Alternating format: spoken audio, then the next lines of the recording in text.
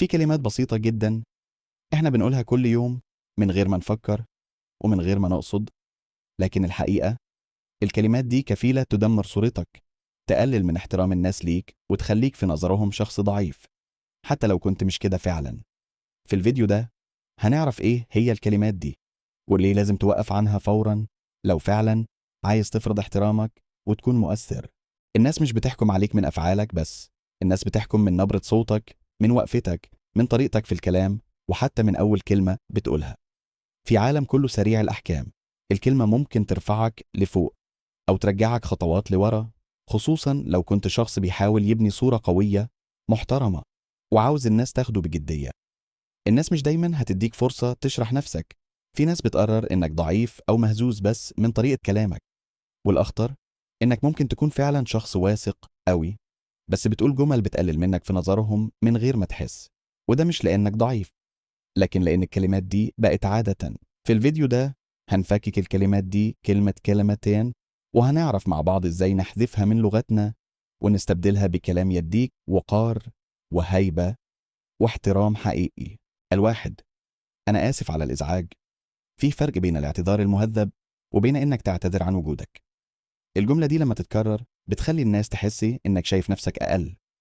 موقف بسيط: تخيل إنك داخل مكتب زميلك في الشغل، وبدل ما تبدأ بثقة تقول له أنا آسف جدا على الإزعاج، بس على طول هيبدأ يحس إنك جاي تطلب حاجة أو إن وجودك تقيل حتى من قبل ما تقول اللي عندك. البديل: هل الوقت مناسب؟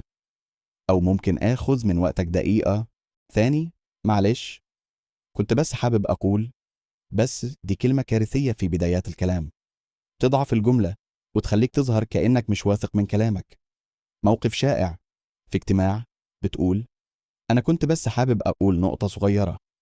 كيفية التحدث: البديل: ابدأ على طول، في نقطة مهمة حابب أوضحها. عن الجزء الثاني: الكلمات اللي بتقلل من قيمتك قدام الناس. أنا مش قد كده في الموضوع ده.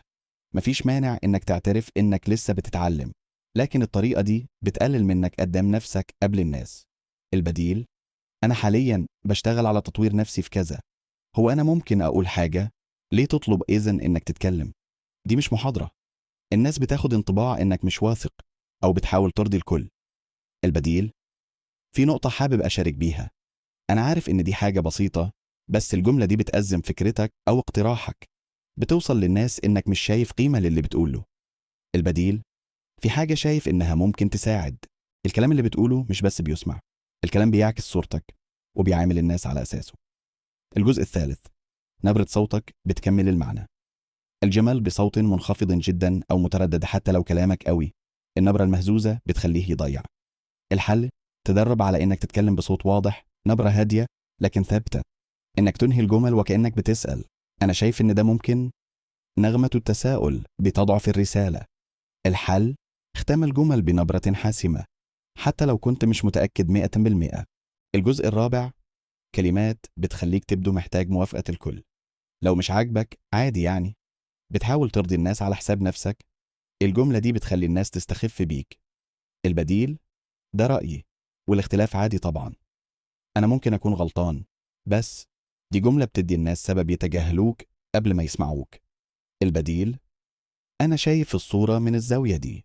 لو لقيت نفسك بتستخدم أي من الجمل دي مفيش مشكلة، المهم إنك بدأت تاخد بالك.